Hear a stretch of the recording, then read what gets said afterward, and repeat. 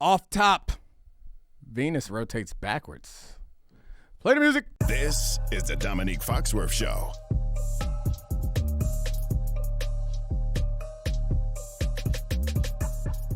All right, welcome to the Domonique Foxworth Show. I am joined by Charlie Kravitz, as usual, and now someone who actually knows more about the draft than everyone else we know, certainly more than us, Danny Kelly. What up, bro?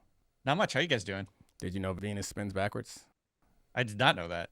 All right, put it in your pocket. Hold on to it. You never know when you need some information like that. I've lied about so many facts I've pretended to know after you've done this. I appreciate that one of you is secure in their own intelligence and can go ahead and be honest about it. The other one out here faking. Come on, snack. Just because you're cute don't mean that people think you're dumb, so you don't have to overcompensate. Okay. I mean, you look extra cute today. I'm just gonna move right by that. Do you guys want to talk about the draft? We can just dive right in. Why not? All right, so Danny, I'm a Commanders fan. It's been tough times for several decades, but we have the number 2 pick. As you know, we recently signed Marcus Mariota, which seems to be sending the smoke signals that they're going to draft Jayden Daniels with the number 2 pick. I was looking at your big board. You have Drake Maye, number 2. You have Jayden Daniels, number 10. And so it's sort of two-parter here. What I want to go through is like, how close are they as prospects? Because it seems like quarterbacks will go 1, 2, 3. And does it make sense to you that the Commanders would go with Daniels at 2 over Maye? So, I mean, obviously, I still like Jayden Daniels if I got him at number 10. I think he has a lot of really exciting traits and talent, but I just don't really get why Drake Maye is kind of getting a lot of hate right now, or not hate, but like people are kind of doubting him. To me, he is closer to like a Caleb Williams caliber prospect than like a tier down or whatever. To me, he is, from a tools, traits, skill set, and size and overall athletic ability point of view, he is kind of like the whole package at quarterback. I think in a lot of drafts he might be the number 1 overall pick when you're not having a Caleb Williams out there. So I don't really understand like the Drake Maye narrative right now, to be totally honest, but that's not to say I don't like Jayden Daniels. I would put Jayden Daniels just a tier below Maye on my board, but I kind of understand like why the Commanders would be drawn to a guy like him. He's obviously very, very athletic in terms of what he can do with his legs. Throws a beautiful deep ball, has that dual threat skill set where he could be a big part of the run game and kind of, use his skill set that way. But there's some concerns I have with him that kind of like keep me from really buying in completely. What are the concerns? What are the differentiating factors between the two of them? Because it's kind of been posed as Caleb and then the other guys when it actually feels like it's these first 2 guys, at least in your view, it's Caleb and Drake. Then there's Jayden Daniels. So I think, first off, and this is not like a deal breaker by any means, but Jayden Daniels' frame is just like very thin. He's like rail thin. I saw him at the combine and I remember thinking like, wow, he is even skinnier than I thought. And then he decided not to weigh in, which kind of just enforced like that thought to me. And especially even because on the podium, he was right next to JJ McCarthy. And I remember thinking like JJ McCarthy looks significantly bigger than him in terms of just like his overall bulk. And it's not like McCarthy is like a big man either. So I think that is a slight concern, especially the way he plays. My buddy Nate Tice threw this out there that he has some Johnny Knoxville to his game, and I can never forget that. Like it's like the greatest. He every game, at least once a game, he just gets completely annihilated when he's running the football or scrambling or whatever. And so, there's concerns from that point of view. I think, as an overall passer, he's not quite as, I think, like versatile as Drake Maye. I think Drake Maye has like more clubs in his bag, so to speak, and so there's just like it's really like picking nits, I think, probably because I do like him a lot, but I think these are the reasons I've got Drake Maye higher. And Jayden Daniels, honestly, a couple years older, took him a little bit longer to get going in college. There's some variables there too. So I just think Drake Maye right now, like his trajectory is higher to me, and he has a higher ceiling than Jayden Daniels. The Jayden Daniels stuff, the Johnny Knoxville stuff is great because I fortunately, I don't have to make some big board, but I've been watching a lot more of those guys, and that's the thing that jumps out to me as concerning is him jumping into the Florida State D-line, and it's not even third down. It's like, what are you doing? All those bad decisions. All those bad decisions are concerning, and those are habits that you tend not to be able to break. But I mean, he can get bigger, like we've seen that for Lamar.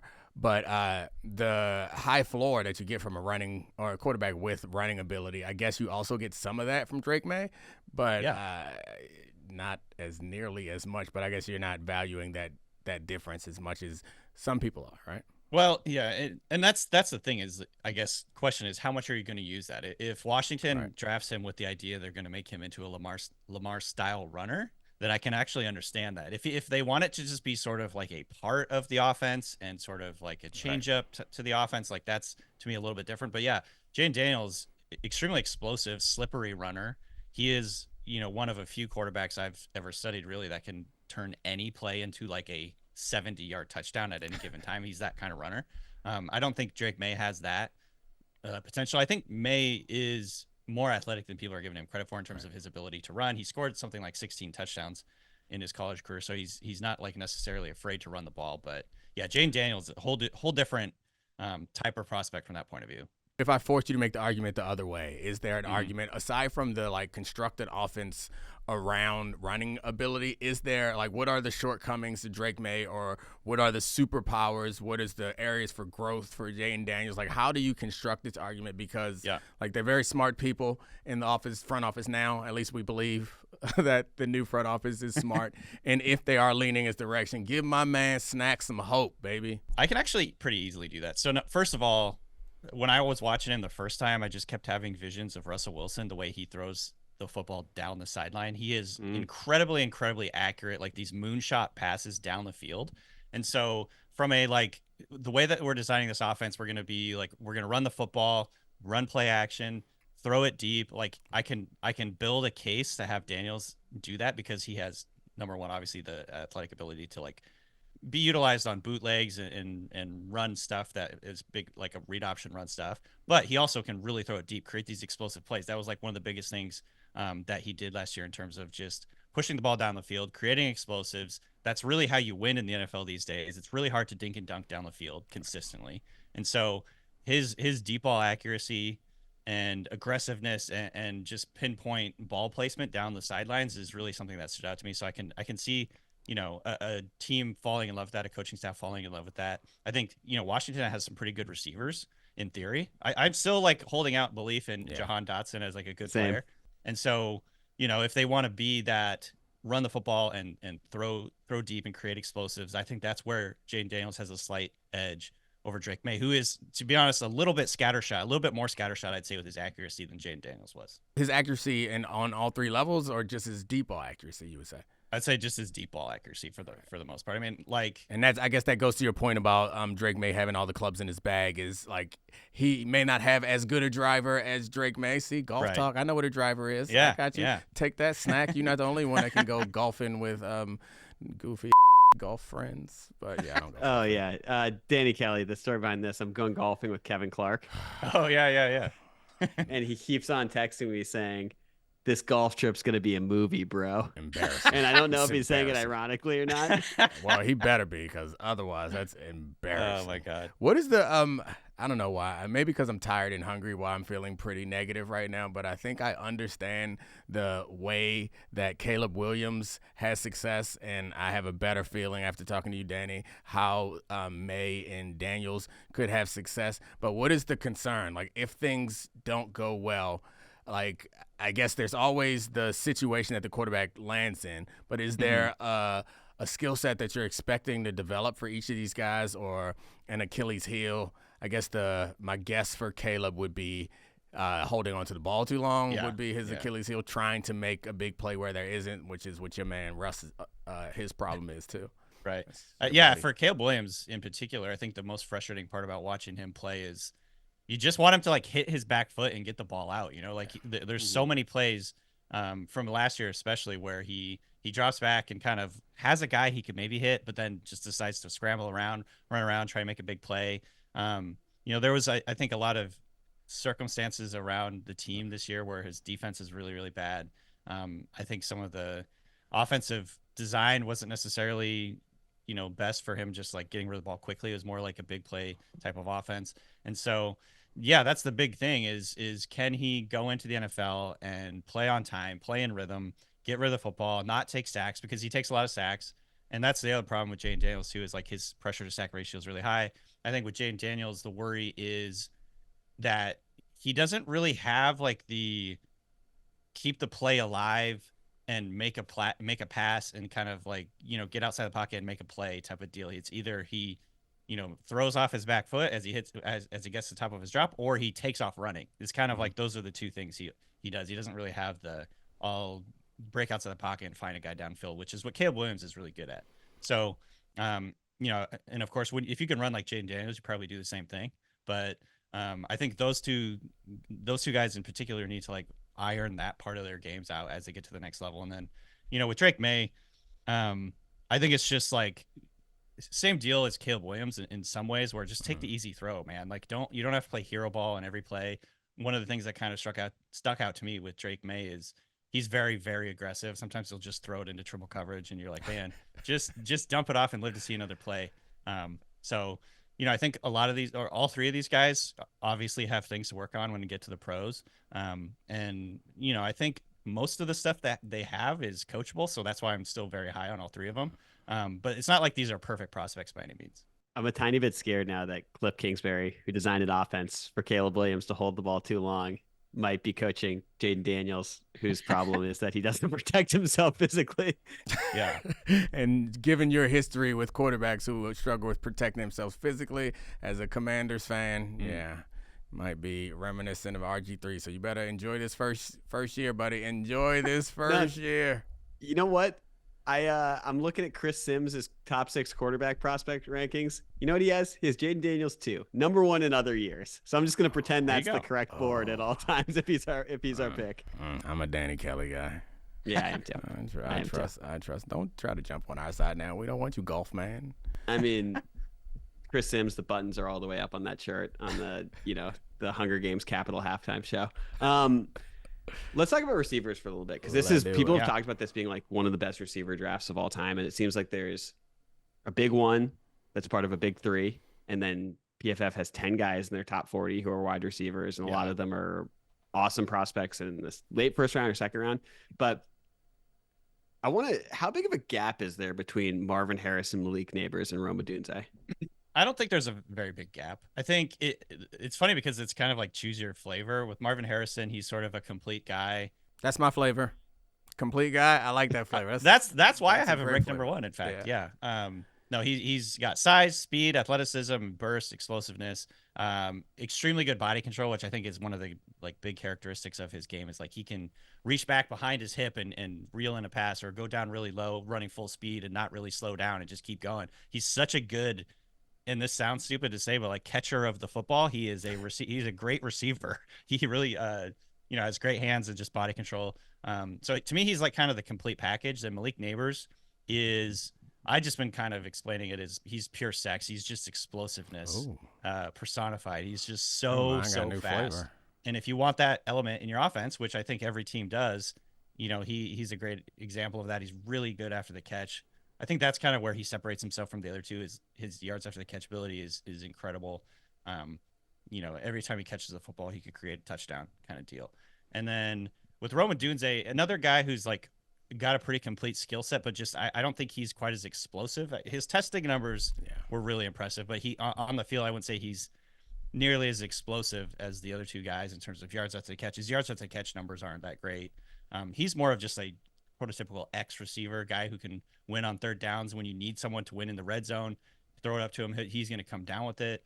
Really competitive in the air. Like his contested catch numbers are really, really impressive. And I think sometimes that can be a negative thing, because you're like, oh, if he's got a lot of contested catches, that means he can't get open. But I think he can do both. He can get open, he can run routes, he can route guys up, he can create separation, but he also is incredibly dominant at the catch point. He's just bigger, stronger, and like times his jump better. He does a really good job of boxing out. So he's sort of a different, type of receiver than these other two guys too. So it is sort of, what are you looking for your offense when you're choosing between these three guys? I'm a sucker for speed. So tell me why Worthy is gonna work. You know who Worthy reminds me of is Zay Flowers. So there we go. There we go. I love it. I think when you first hear he ran a 4.21, you're like, oh, then he must be a really good deep threat, which really wasn't his game at Texas. He was a yards after the catch guy. You know, they used him a lot in the short and intermediate area on screens. Kind of like how I pictured the Ravens use Zay Flowers. Obviously, he has the ability to get deep, but his big, value is just, get the ball in space, make guys miss, basically just annihilate pursuit angles from defenders, make it really hard for the defense to like catch you and tackle you. And, that's the kind of the element that I think he brings. So if you're looking for a guy who's going to be like an elite deep threat, like Deshaun Jackson, I don't think that's really his game right now, at least.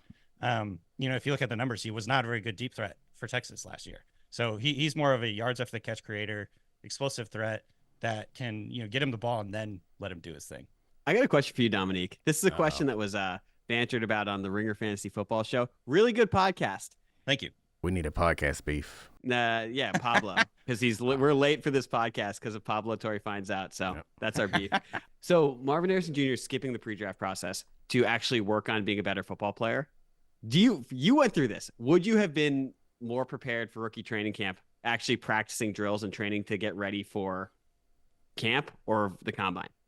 I think it's not as much being prepared, like trying new drills. Like Marvin Harrison is not working on new drills.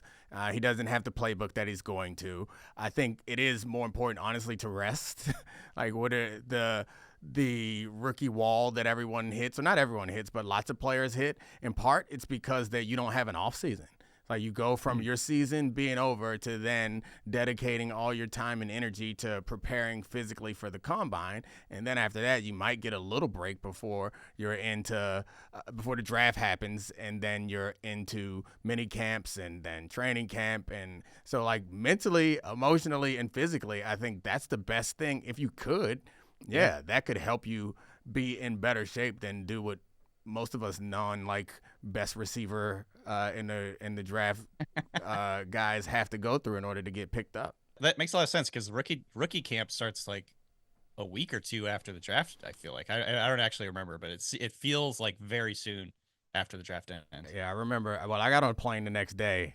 I don't think we did any working out, but I do remember that. We got off of the Rome Odunze topic, but I wanted to go back. I really liked him before the combine.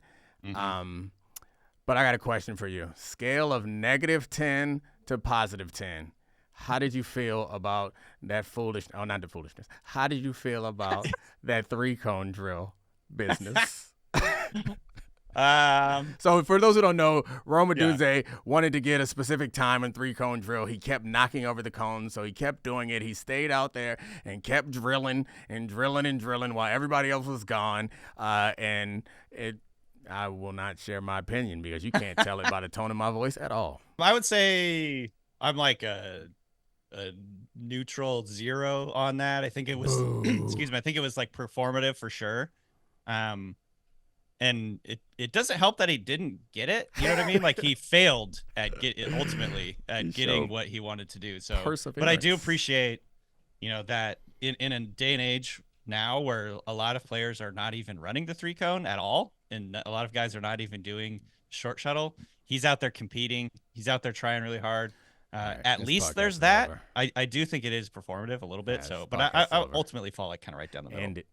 How jealous was Russell Wilson watching that he didn't think of that move? No, he's jealous of JJ McCarthy for doing the meditation stuff. He's like, oh, I should have really thought of that. Go out there on the, right by the goalpost and have 50 cameras all around me just sitting there meditating. That's right up Russell Wilson's alley. That's right out of his playbook. I've talked about this before, but my issue with Rome Odunze doing all that stuff was like, it doesn't actually matter. Like I'm fine with you doing this like I'm all in, I'm gonna get it done thing in the right places, but like, all right, maybe some coaches will buy into this and move you up their draft board. So yeah, by all means, but also, what are you doing? You hurt yourself. Go sit down somewhere. Like demonstrate your intelligence and your decision making and your ability to prioritize things that don't freaking matter. Anyway, and you hold on, Danny, you're I'm glad he's out there competing guy. You are not old enough to be out there, so you didn't like that Marvin didn't do anything. You wanted Marvin out there too, huh? No, actually, I didn't care about that either. Okay. Maybe I'm just like I don't put that much stock into the combine. Maybe that's where I land. Combine is fun, but I don't think everything you said about like rest and thinking through it and doing it right made so much sense for a guy like Marvin Harrison, who's not falling past 5 anyway. You know, he's not going to fall out of the top, maybe 6 or 7 picks, like at the worst case scenario. So why go do all that stuff and put yourself through that stress? This is the most important question of the day. Of all the combine drills, what do you think that you could get closest to the players in doing? Like, what's the mean? And I'm including all players. What do you think you could get closest to in the mean? Weight and height and all that stuff is out, like actual abilities. That was gonna be my answer. I knew Charlie was gonna say I'm about as big as the corner. I could do it. No. Yeah.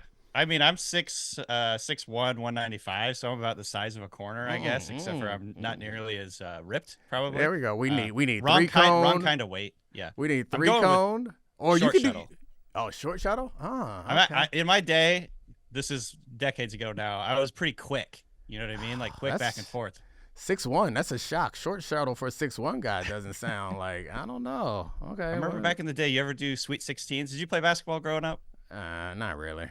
I mean, I played up until 8th grade, then I got to high school and was like, I'm good on that. I'm a football guy. Football's probably the answer. Sweet 16s where you run to the free throw line, back to the end line, half court, end line, 3/4 court, and this is like a conditioning drill. Whoa. Where on earth do they call those Sweet 16s? Where I grew up in Washington, I don't know what they call them. Those are obviously like, I'm sure the listeners are yelling. Yeah. Oh, I have heard suicides. Yes, I have heard suicides. They're called suicides. Is this you guys progressive Washington people? Like, yeah, we're basically Canada. We're basically Canada.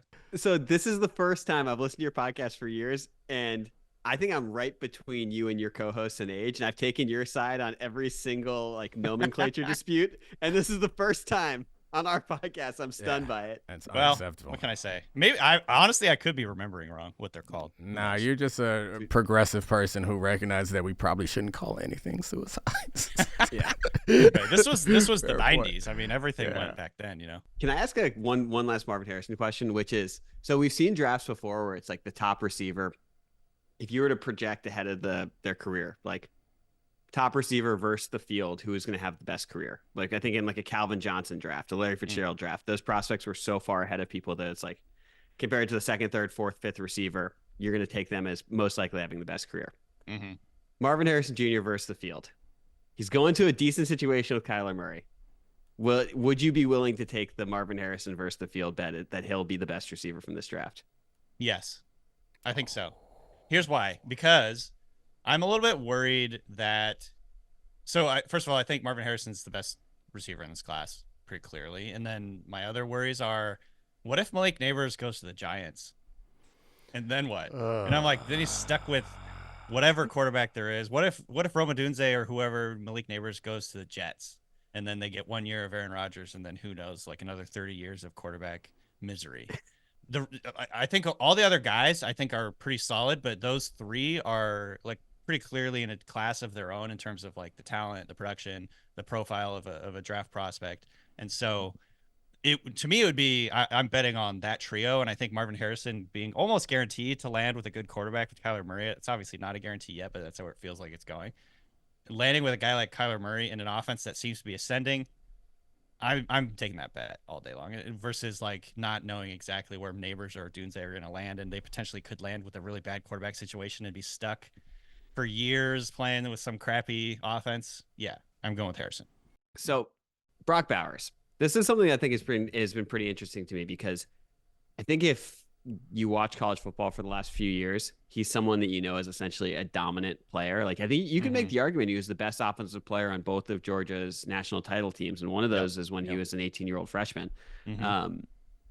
Mid-season this year, it seemed like he was the second pass catcher on a lot of boards, like after Marvin Harrison Jr., before the emergence of Nabers and Odunze. He slid a little bit. He's still a lot of people's top 10 prospect, but he's projected in a lot of mocks and yours as well to go to the Bengals at 18. Do you think his slide is more about his prospect eval or because of the position he plays? It's just because he took that picture with Gronk. Yes. And he looked really short and weird. Like he didn't look that athletic. No, not really. But I mean, I don't think that helped, if I'm being totally honest. Right. So I think it's twofold. Number one, I think people are kind of scared off at the idea of taking a tight end super high in the draft because of what Kyle Pitts is like, what's happened essentially to Kyle Pitts. Not necessarily how Kyle Pitts has played, but like the lack of top tier impact he's made on the Falcons offense through his first couple of years in the league, I think has scared some people off, especially relative to what Jamar Chase has done for the Bengals. And again, that goes back to what I talked about with Marvin Harrison. Like, it obviously helped that Chase landed with Burrow, you know, and they had that connection. They kind of hit the ground running, and the rest is history. But like, obviously, I think Pitts went right before Chase. And so you look back at that and you're like, okay, who's going to make a bigger impact on our team? A top tier receiver or a top tier or a talented tight end? It's probably going to be the receiver. Plus, you add in the value, like the potential value you get in paying a rookie receiver on the rookie scale versus like these receivers that are making, $25 million a year or whatever it is. And that's only seemingly going to keep going up. It's just like growing so fast. We have these mid-tier receivers making like way more than some of the top paid tight ends in the NFL. So like there's a value element here where you can get a top tier receiver and be paying him peanuts relative to the rest of the league. That's a huge, edge for your roster construction versus if you get Brock Bowers and he's pretty good, but not great, you're already paying him near the top of the like league pay scale for tight ends because of where he was drafted. And that doesn't represent a huge value. So I think that's like the argument, but at the same time, like my response to that would be like, okay, but like draft a good player and he's going to help your team. You know what I mean? Like there's so many variables in the draft and so many guys bust. So many guys don't end up being what you think they're going to be. And, I look at Brock Bowers and I'm like, man, this guy is just going to help your team immediately. He's going to go out there. He's got basically the same exact size as Sam Laporta. We saw the impact that he had for his team last year. Not saying, those are different propositions because Laporta was a second rounder, but still like draft good players is kind of like the bottom line. It's like you're getting too cute. Yeah, figuring out the balance of being cute and also being a football guy is, I think, the dilemma of a lot of front offices because when you can't participate in game planning, you can't actually go on the field. You're trying to find ways to get advantages, and you'll rationalize your way out of great players because you're like, no, we got additional value. Get a dog.